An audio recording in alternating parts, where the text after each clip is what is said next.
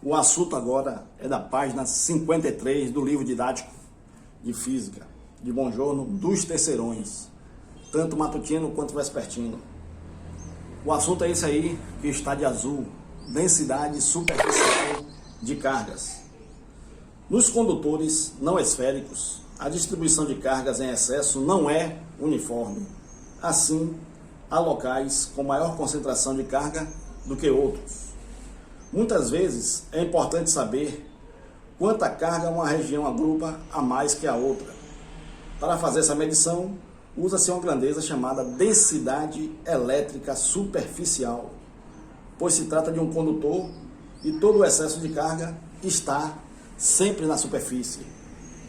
Densidade é um dos conceitos científicos que se aprende e se revisa desde as séries finais do ensino fundamental 2 até o ensino superior nas áreas de física, química, biologia, engenharia e afins, ou seja, as áreas de exatas. Há vários tipos de densidade. A mais conhecida e utilizada é a densidade volumétrica, ou seja, a relação existente entre massa e volume. Então, densidade, você já sabe, desde os primórdios do ensino fundamental 2, lá no final, que a densidade é igual a quem? Massa dividido pelo volume. Então, a densidade é o número que nos dá a ideia de distribuição. Por exemplo, a densidade elétrica superficial revela a quantidade de carga elétrica que um condutor possui distribuída ao longo de sua área. Por isso, podemos, por analogia, relacionar diversas quantidades, massa, população, cargas elétricas, por unidades de comprimento, de área ou volume, e chamamos de densidade linear superficial ou volumétrica. Então, trabalhando agora com o poder das pontas e a polarização dos dielétricos, que estão na página 54 desse livro aí, de Bongiorno. Tente observar como é um para-raios. Você pode observar aí pela figura do livro. Você deve perceber que se trata de uma haste metálica com extremidades em pontas. Isso se deve ao fato de, nas pontas, a densidade superficial de carga ser maior, por causa da área extremamente reduzida. Assim, as descargas elétricas atmosféricas ocorrem preferencialmente no para-raios e não nos arredores dele. Condutores eletrizados que apresentam ao longo das superfícies saliências convexas ou pontas têm nessas regiões raios de curvatura menor. Consequentemente, a densidade superficial de cargas é maior que nas demais partes. Então, a densidade superficial de carga sempre será maior na superfície mais pontiaguda. Quanto mais pontiaguda for a superfície, maior será a densidade de cargas, como você pode observar pela figura. Quanto mais pontiaguda, maior será a densidade de cargas. Certo?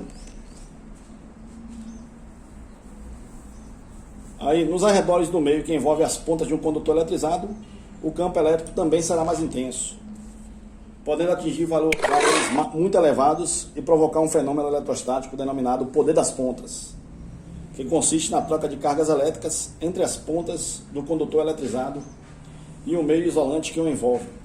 Então, automaticamente, se você observar essa figura, a superfície mais pontiaguda é a de número 1, certo? Então, o campo elétrico nessa superfície será maior do que a 2 e, automaticamente, também do que a 3, certo? Então, o campo elétrico será maior nessas superfícies pontiagudas, conforme você pode observar na figura aí que você tem no livro, que é essa figura aqui, certo? Lembrando que o campo elétrico aqui é divergente porque as cargas são positivas. Então, quando as cargas são positivas, o campo é divergente, ou seja, sai. Se fosse negativa, seria o contrário, o campo seria convergente. E se falando da rigidez dielétrica, quanto maior a densidade superficial de cargas em uma ponta do condutor, maior será o grau de polarização das moléculas do meio que o envolve. Entretanto, há um limite para esse grau de polarização. Se a intensidade do campo elétrico for muito elevada, pode ocorrer uma alteração profunda nas propriedades isolantes do meio ao redor da ponta, capaz de convertê-lo em condutor. Esse limite é chamado de rigidez dielétrica do material. É a maior intensidade que o campo suporta, mantendo suas propriedades isolantes.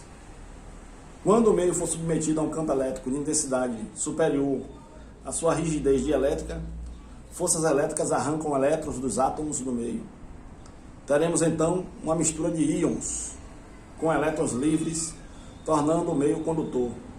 Assim será possível trocar cargas com o corpo eletrizado dotado de pontas. Então é interessante que, sob a ação de campos elétricos muito intensos, os isolantes, como a borracha, podem se tornar condutores. Certo? A seguir, a gente vai resolver o exercício resolvido, que é o exemplo que está na página 54, e iniciar a correção dos exercícios propostos, na página 55. Valeu, galera! Daqui a pouco a gente fala.